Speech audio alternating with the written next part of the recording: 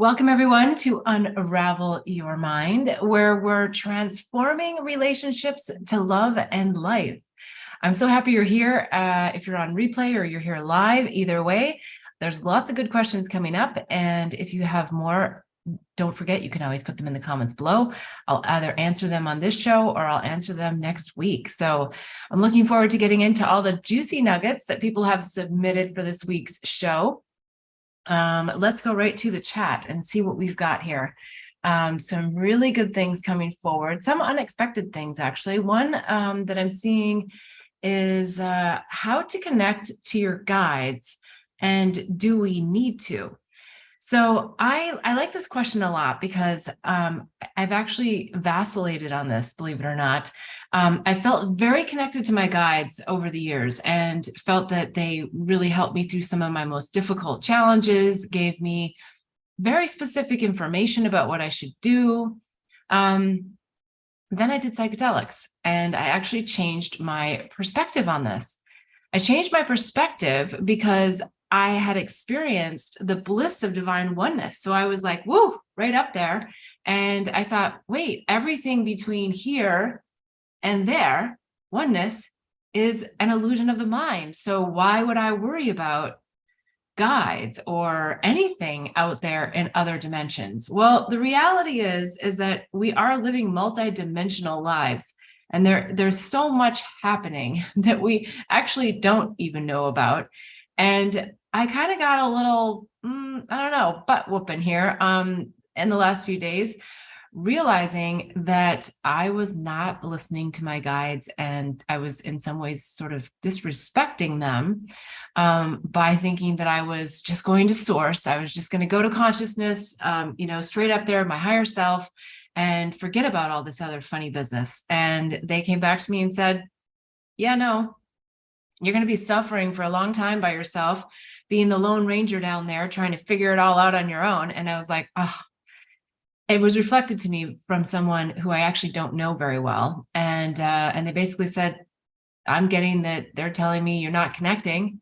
And he asked me, how often are you connecting with your guides? And while I do a lot of different things where I feel like I connect in, I don't acknowledge them by name or by vibration. And he's like, yeah, they're pretty much saying that if you're not connected into them, they don't know how they can trust you with more upgrades. And so I was like, oh gosh, that made so much sense to me. I was just like, yes, I need to get back to connecting in a real personal way with my guides. For some of you, this is a no-brainer. For others, you might be saying, wait, what are you talking about, guides? So if you don't have a guide and you don't know what a guide is for you, I would suggest a couple of different things. I've got a whole host of people that can help you find your guides, and I'll talk about them in a little bit. But if you want to try on your own, it is very simple as far as being in a more meditative state. There's a couple of things you can do. One, you can sit with your hand on your belly, your third chakra. I like to do my left and my right over my heart, and taking some really big, deep belly breaths in. So your belly is going out, and then you're releasing. And to do that 5 or 6 times. In fact, I just got this validated when I had a reading, and this was exactly what my guides were asking me to do, is to breathe deep and really connect in. And for me, when I do this and I just clear my mind, I just see myself go up into another higher dimension. So it's like that place where you're above your thoughts, like you're way up there and you're just observing yourself down here. And when you're up there, I like to think of having a little tea party and inviting the guides to be with me. And sometimes you'll hear them. They'll have something to say that's very clear. Sometimes you'll just feel their essence.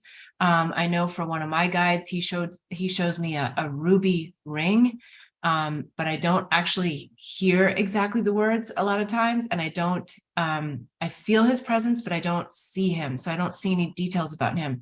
So each guide presents a little bit differently, in your relationship with them changes over time based on how much you're interested in actually getting to know them and to knowing the details about them. So that's one easy way you can do it. If you're not finding success with that, simple technique to just really quiet your mind, take the deep breaths and ground yourself, and then go upward I highly recommend. There's several people in my Awakening and Healing Handbook, but one in particular, Julie, and I'll put her information in this description below too, because I just had a reading with her again. She's a dear friend, but an incredible, incredible medium, and I have also interviewed her. So I guess I could put that link here too, so you can get a feel of what she does.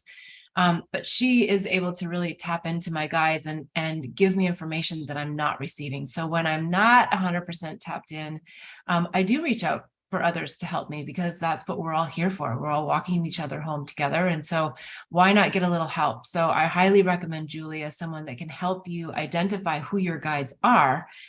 If you feel like you're not connecting, or if you are connecting and you're just not getting the clarity, like was my situation. Definitely reach out to her or any other psychic medium that you have a close relationship with, and just ask.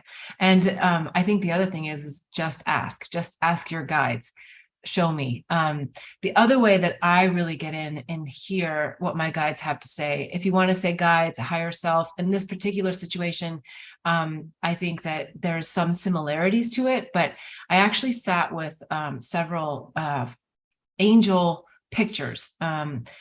They're pictures that were taken by someone that I've also interviewed on another episode of the show, or had a discussion with. It's not really an interview, but a discussion.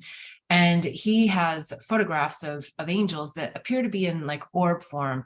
And so I did the exercise that he recommended and was able to really tap into a specific angel. And with one question, I asked a series of different angels what their response was, and the response was amazing.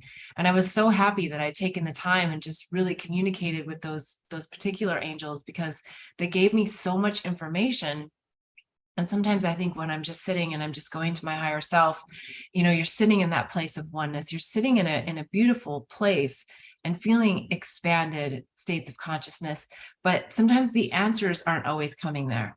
And so when I sit to journal, I call it remote writing. And I also talk about that in the Awakening and Healing Handbook, but it's really just sitting and allowing your hand to write. Very important for me to actually write with pen and paper as opposed to typing. I can do it typing, but the pen just feels like it really brings just a whole nother element to it. So when I sit and I write and I ask a question, we can go specific to a guide or to an angel, or just ask the question. So we don't have to get all caught up in the semantics, but your guides are there. They're happy for you to hear. They're happy to hear from you saying that you want to connect with them. So please do, if that feels right. Ask their name if you don't have their name, and just start writing, what's your name, and see what comes through the pen or the pencil. When I do this, I get profound information, very profound information. And oftentimes the next day I look at it and I'm like, gosh, who wrote this?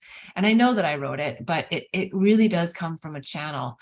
So that's been really helpful for me, especially over the last few months when we've had so many ups and downs, and there's so much energy happening and just crazy things happening out there in the universe. So yeah, it's a great way to just get grounded. And oftentimes I just look back at what I've written before, and because I still maybe have a similar question, or there's something there. So it's great to be able to write it and respond back to it, or refer back to it, I should say, and in the future. So yeah, I do very much believe in guides. I believe that we should all connect with our own guides, have a relationship with them. So at times when we may not feel as supported by our fellow mates here in the third dimension, we know that we're always supported, we're always guided, and we're never alone. And sometimes that's a hard concept to feel when the chips are down or when things are happening. So very much encourage everyone to stay connected to their guides, get connected to your guides, and to build that relationship. And as you do, you will get more upgrades, and you will get more information that comes to you, and you will expand your consciousness simply by having that relationship, because they'll help you with all of your relationships here on the earth plane. And I think that's the other thing that came through that was so clear from them, is as they said, yeah, Beth, we get it that you want to just go North Star and oneness, but there is a lot of dimensions between here and there. And you've specifically chosen to be on planet Earth, which is vibrating at a particular level, and you're having experiences at this vibrational level. Therefore, we have a lot of things that we can share with you in guidance as to how to navigate in that level of vibration. So I was like, oh, yes, okay, got it, good. So I hope that helps for all of you. If you're interested in connecting with your guides, I highly recommend it. Okay, let's see. What else do we have here in the chat? Oh, okay. Well, I'm just going to use a bit of a code word on this. The V, or maybe I'll say the shot. What are my thoughts on this? Do I think people should have it? And this to me is kind of an old question. I appreciate, that it was asked, and I'll say this: everything's a distraction right now. The shots, the politics, all of this stuff is a distraction. Make a decision that is right for you, and that's right for everyone else. And don't get caught up in the rhetoric around trying to convince someone else to do something, or think that you need to tell everybody else what they need to do, or tell everybody else even what your feelings are.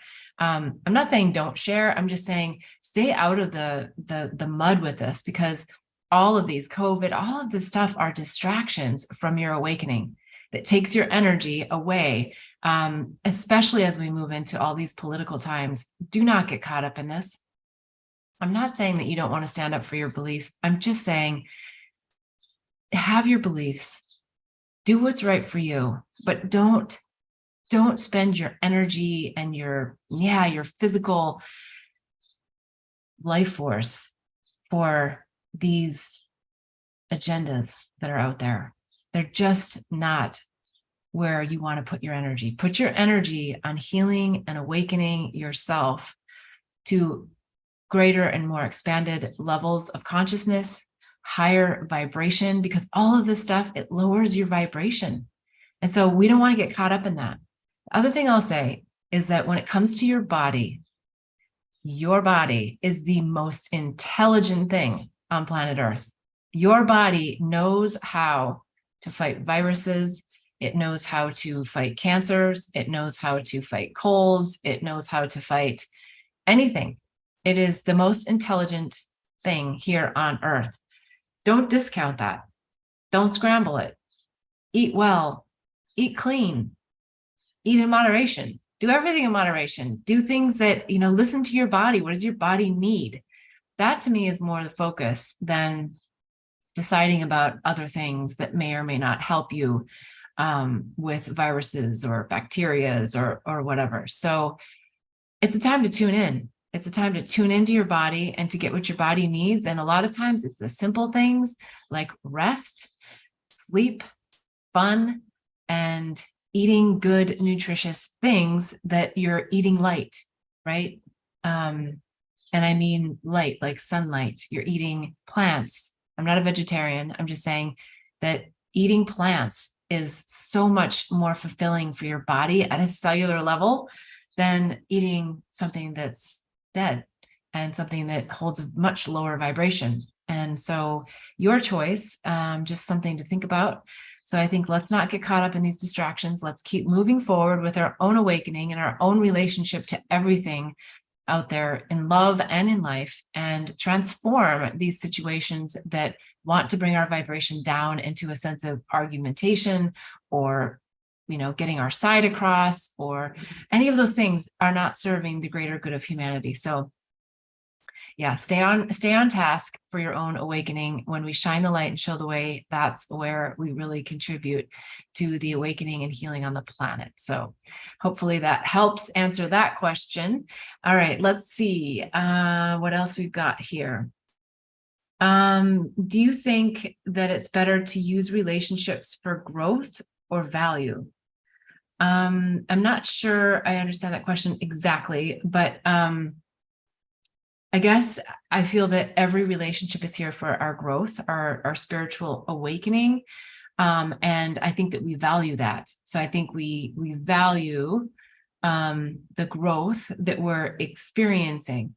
And we value that other person for the lessons and the insights that they're reflecting to us as a mirror for what's inside of us, right? So everything in our external reality, whether it's a people, place, or thing, is reflecting an aspect about ourselves that we want to see.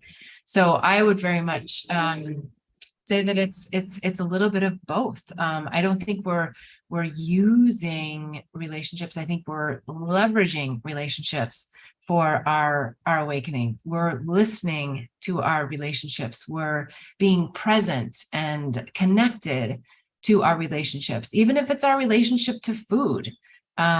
Staying connected and really appreciating and being grateful for what it took to get that plate of spinach on your table, and really being present, I think is the most important thing when it comes to relationships, and taking off some of the intensity around what a relationship has to mean.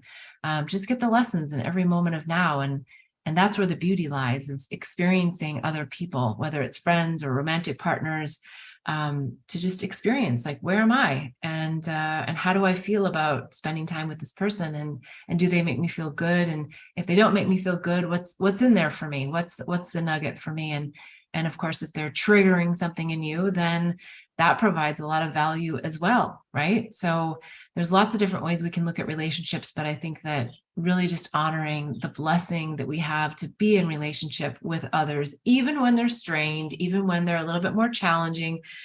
Those are the juiciest ones, because they bring us the deepest nuggets of wisdom that we're really, really looking for. So yeah, hopefully that answers the question. If not, as always, put comments in the text below, and I'm happy to answer more.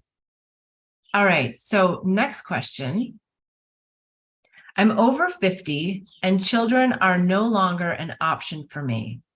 While I'm okay with this, sometimes I feel like I wonder if I made a mistake along the way. Do you think women without children are missing out? Well, I think that we have our soul's plan, and whether we're going to have children or not is part of that soul's plan. So I don't think that anyone who doesn't have children is technically missing out, because that would be counterintuitive to what they've set themselves up for in this lifetime. But I know, as a single woman myself who doesn't have children, and as an auntie, and having some opportunities to spend some time with my nephews, there's certainly things that I am missing out on not being a mother. But I wouldn't say, like, overall in my life that I'm missing out, because I feel very divinely guided, and that it was my destiny to not have children in this lifetime. I didn't always believe that. I thought early on that I was absolutely destined to have children, and then came to the realization that no, actually, I don't feel that children are on my path, at least my own children. Perhaps a partner who has children or grandchildren is very much welcomed, but not for me. So I think the number one thing that comes forward to say is, any energy you spend on thinking that you've missed out, FOMO, the fear of missing out, is not energy well spent. So while you can reflect and contemplate, if you're at a place where having children is really not an option, I mean, I guess you could still consider adopting, but I really think that deep inside, like, whether or not this was meant to be part of your journey. And if you feel like it was, and you don't have them, and you can't, and you feel like that longing deep in your soul, I would still say to just sit with that, and to sit in acceptance for what is. And ask spirit, your guides, your higher self, to come in and provide you with whatever you need to feel the wholeness that you already are, because love is within. And oftentimes a longing for children is a longing for connection, and a longing for not being lonely, and wanting to have an extension of yourself. And all of that is wonderful and fabulous. But it's also not necessary, because we are all connected, and we're connected to source, and the source of our love is within ourselves. So there's really no need to have love outside of ourselves. While I say that, I recognize the power of having someone reflect love back to us. And I love it too, whether it's love from nephews, whether it's love from parents, whether it's love from friends or a lover. It's always wonderful to experience those feelings. So I'm not discounting the actual human experience. I'm just saying that, yeah, love is really within us. And so if you haven't had children and you're feeling a little bit down about it, just feel into that, and feel into what that what that means for you. And again, just accepting what is, and asking for maybe some other options as to how you might interact with children. It might not be adopting. It might be that you ask friends who have children, hey, can I spend some time with your children? Or can I, if they're small enough, can I babysit? Or, can I participate in some way that gives me that experience? Or maybe you go out and have, a foster child, or go out and I can't remember what the program is called, where you sort of have a big brother, big sister program, where you can spend some time with young people and just have that connection to that playful energy. And as I say that, oftentimes, children, what they bring us is that innocence and that playful energy. And so it's a longing to have that reflected to us. And so I say, just go out and have fun and play like a child and do things that your own inner child wants to experience, whatever that is. Go out and just have fun. So, all right, let's see the next one, if we have anything else from the live callers. Okay, so let's just go into this. When is sex healthy versus an addiction? Well, I think that's an interesting question, because again, I feel some of these questions are really personal. When you think that you need someone else to make you happy in any way, and since we're talking about sex, I would say if you feel that you need someone to gratify you through a sexual act of any sort, I think there's a level of maybe not addiction, but a misplacement of the why behind the union. And so I think that when we're not aligned with the why, which is to share our soul with someone and to have someone reflect back to us in a more tantric sexual encounter, when we're not doing that, sometimes that sexual encounter can feel more addictive, because if it's a desire and it's like just a need, like I'm trying to get to the right word for the difference in the vibration of it, because it's a little tricky sometimes, I think, because desire is there and you feel that connection to someone and that chemistry, and that doesn't mean you're addicted to them. But when you feel like you need that to facilitate a feeling of belonging for yourself, or a feeling of I'm okay, or a feeling of I'm loved, then that's where we start to move into that more addictive territory, because you're wanting to get something from someone else. You're wanting validation, gratification, something from them, as opposed to showing up and wanting to share your soul in an equal way, where it's a give and receive, and it's a sharing of souls, a sharing of love. When we're really in love with ourselves, it's the best way we can share ourselves with others, when they're also in love with themselves, so that you're actually in a really beautiful, solid place and space. So addiction to sex, I think, again, is when you're seeing something really outside of you that you need, that you want to grab onto, that you desire to have. If you're finding yourself as someone who is, going out and looking for someone to have sex with, then that's more addictive than going out to find someone to share your soul with.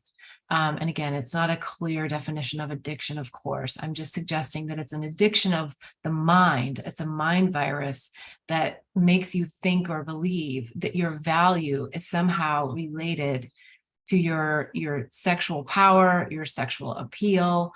And that's not how it works. Yes, it works like that, but that's not, in awakening, that's not where we're at. We're wanting to be in a level of consciousness where we can really show up naked and vulnerable on a soul level, not just, on our physical body level, where we can really be in that union and that bliss of divine oneness.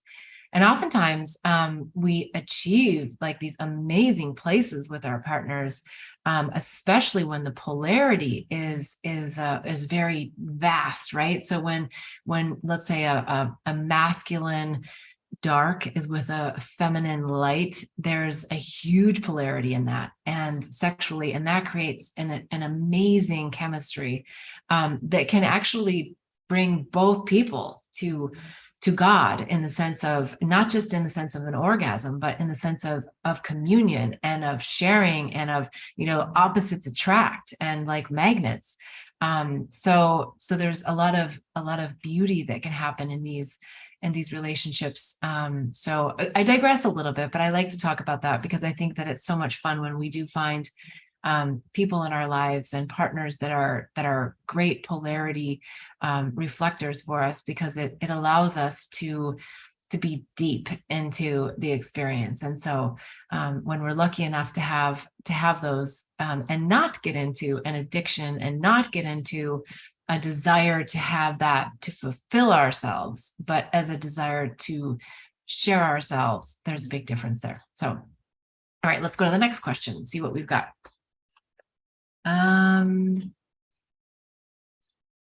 How do you think having money or not having money impacts someone's spiritual journey?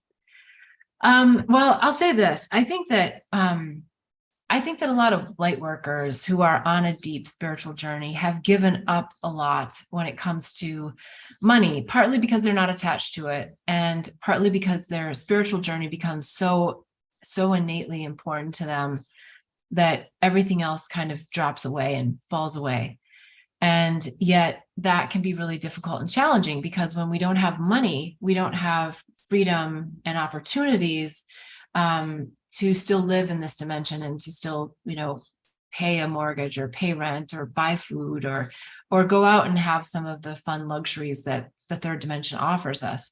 So I think that it's important that we have money, and I think it's important that we attract money. I think our attachment to it is what is important to learn. So that would be the deeper part of the spiritual lesson of how you're feeling about money and how you are attached to it or not attached to it. And I like to encourage all light workers to believe and know that abundance is their birthright, not just in love, but in finances. And if all the light workers, way showers, goddesses, angels, all had kings, all had money, we could do a lot with that money and we could change things overnight. So money is not a bad thing. Money is not the root of all evil.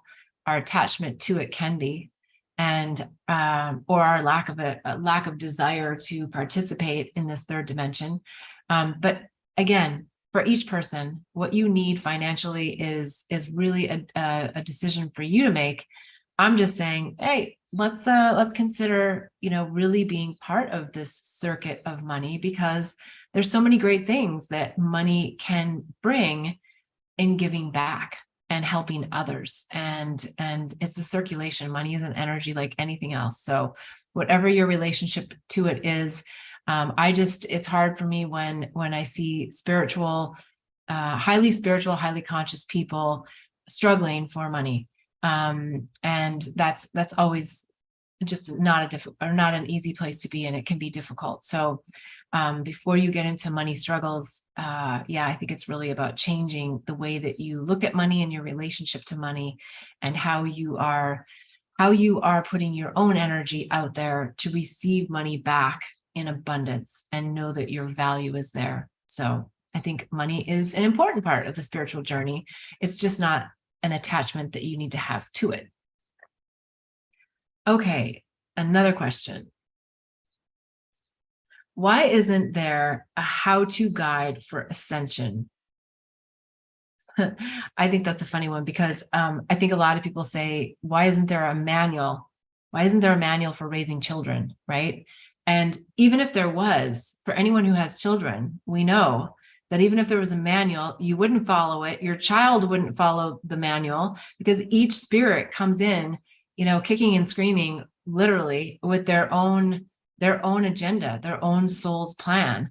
And so there's no how-to guide for any of this, right? So for our own ascension plan, I mean, there's millions and millions and millions of ways home to God, to our godlike self, to aligning with source, to aligning with oneness.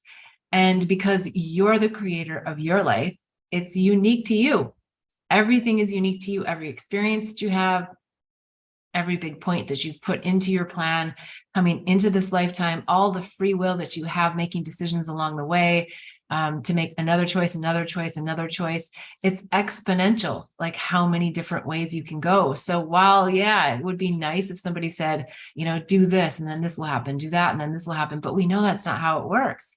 It just doesn't work that way. There's no spirit in a body out there that wants to or would actually follow step by step some kind of manual for ascension and awakening.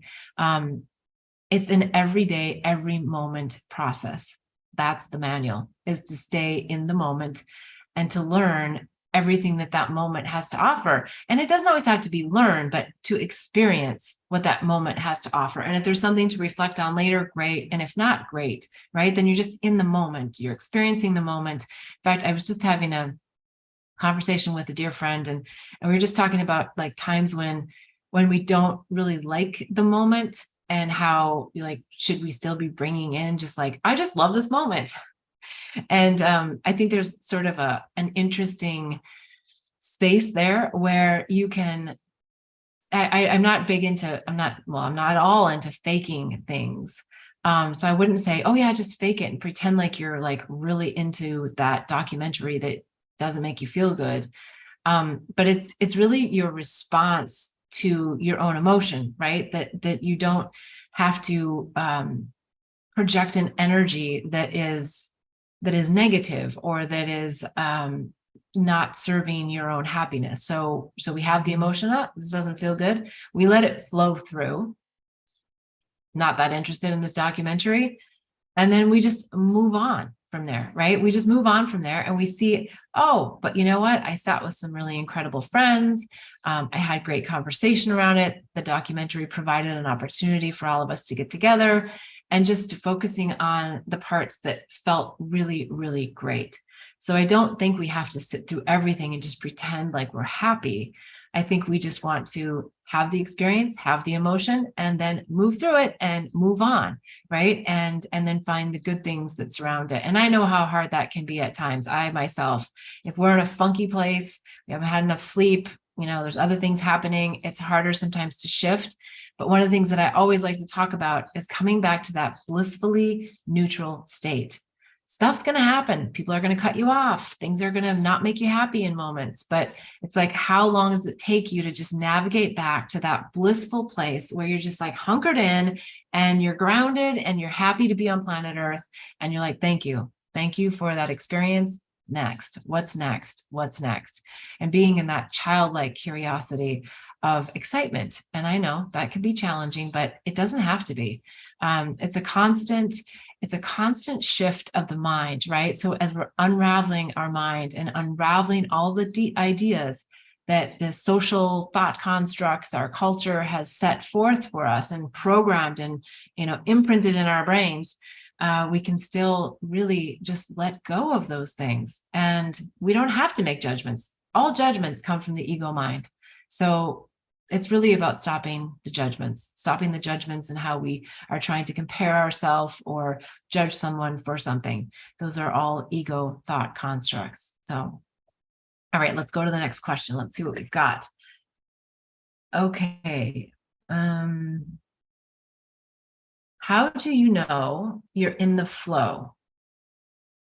Well, I think a lot of athletes know what that feels like when you're in the flow, where you just feel like you're just kind of going and your mind isn't involved in this. And it really feels effortless, even at times when it's really challenging. Another analogy that comes to mind, and it was actually something that came up in a conversation with a friend as well, was, when you're on a bicycle and the wind is behind you and you just feel like you're just like being supported, versus when you're riding your bicycle and you're going into the wind and just how you feel like that resistance. Well, if whatever you're doing in life feels like you have the wind behind your back and it's helping to blow you, you're in the flow. It's really that simple. And if you feel like you're going up against the resistance, then I think there's a couple of options to consider. I was raised with, where there's a will, there's a way, right? Like push through it and you can make it. And while sometimes that does serve me, and sometimes we do need to just push through something in a gentler way, and not in a forceful way, but in a way that we actually are in spirit, and we know we're aligned with something, and we're just moving through it. We're not fighting against it. So a big difference there in how we interact with something that we might feel a resistance to. So we know immediately when we're not in the flow on something. And I also think monitoring the mind in these situations can be really helpful, because we know that once we get a thought that's of a little bit lower vibration, the next one comes, and the next one, and the next one. And before we know it, we've spiraled into the rabbit hole. And now we're feeling the emotion in our body. And it's so much harder to get out there, so much harder to be in the flow when we're in the hole, right? You can't ride the bicycle if you've fallen in the pothole and you're on the ground, or you're in the hole. So really just paying attention and having that discernment of, okay, got it. I hear the thought. I don't want to go down that road. I don't want that thought. Shift it. Everything is a thought away. And we know that thoughts create our things, right? So create things, whether it's our situations or our physical environment. And so always do your own mind monitoring and just know, that's not a thought I want. That's not the vibration I want to go in. Maybe it's calling a friend that you know is always going to be optimistic and friendly for you. So lots of ways to know that you're in the flow and to stay in the flow. So I hope that helps. And if not, again, comment below if there's more discussion. All right. What's been the hardest thing for you on your spiritual path? If you're okay, I think this is where the question ends. Okay, so what's been the hardest thing for you on your spiritual path? Gosh, I think there's so many things. And yet I think okay, that's not the right way to answer that. Let's see. The hardest thing for me on my spiritual path is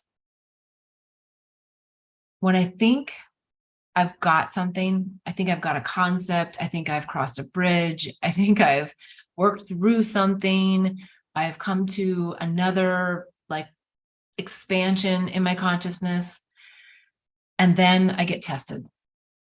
And so it's like, oh gosh, I just got through that. Like, I feel like I just broke through that limiting belief or that limiting idea about how the universe works or whatever it is.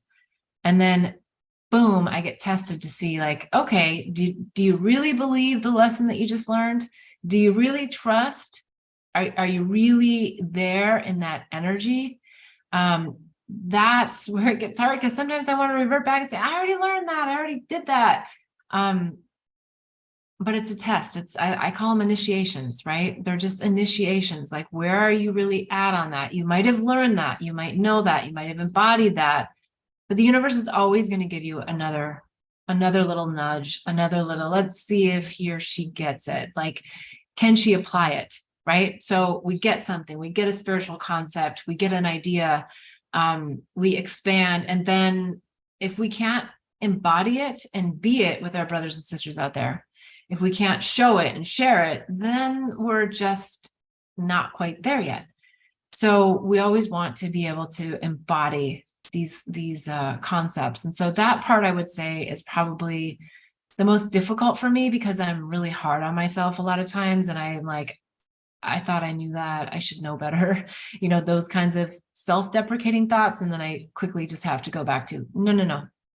I know, and I'm thankful for that lesson that I went through and that I learned. And I'm thankful for this lesson that's showing me again something that's near and dear to my heart, to see just where am I with this. So really important to be able to, again, shift back to that blissfully neutral state and know that you are connected at all times, and the universe is here to provide for you. The scarcity ideas are out there, but you do not have to believe them or participate in them in any way, whether it's scarcity of love, money, any of the things that that haunt us in this third dimensional realm. They do not have to. It's all coming from our minds. So that's why we're unraveling our minds. Yes, unraveling our minds to unveil the illusions that we have. And speaking of which, if you haven't already picked up the book, Angels, Herpes, and Psychedelics, Unraveling the Mind to Unveil Illusions, the audiobook is out. Had some really fun feedback on both the audiobook and the book. So I hope that you'll take a moment and check out the link below. Tune in, and I've narrated the book myself, so it's fun. A lot of people have said they feel like if they're listening in the car, they're like, I feel like you're right in the passenger seat. So I feel great about that, because then it makes me feel like I am in the passenger seat, and I love to be on everyone's journey and to help out in any way that I can, or just to share in the camaraderie of the craziness and the joy and the love and everything that we experience here in this dimension as humans. So I think that's it. I'm going to check one more minute here. Let's see if I've got any other. Yep, I've got someone, Jack, welcome. I've never connected to my guides, but I've listened to my intuition a lot. And thank you for that comment, because listening to our intuition is also part, I believe, of listening to our guides. We're getting that gut feeling whether it's a guide or your intuition, it's all vibration, it's all energy, it's all a beautiful place that when we can tune into it, that's our powerful superpower, because then we're really letting our soul in the driver's seat, not our ego mind. And as I've said before, and as my dear friend always reminds me, when you let that ego mind drive, it's like putting a 2-year-old in the driver's seat. So thank you, Jack. Following your intuition is the best way to be, and really getting that gut feeling, and it's your second brain. So yeah, great comment. All right. Unless there's any final last questions, I think we will wrap it up for today. I am so excited that you're all here.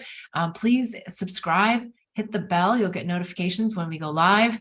And I'd love to hear any questions, comments on replay in the notes below. So please comment, and I'll be sure to either answer them here or answer them next week. So thank you all for being here and unraveling your mind with me. All right. Have a great week.